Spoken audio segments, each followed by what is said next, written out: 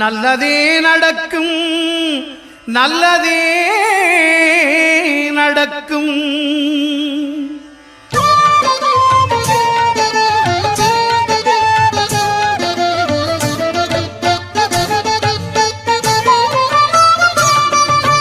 ஒன்பது கோளும் ஒன்றாய் காண அங்கு கற்பகம் என்னும் கடவுளின் மெய்யில் ஒன்பது கோளும் ஒன்றாய் காண அங்கு கற்பகம் என்னும் கடவுளின் மெய்யில்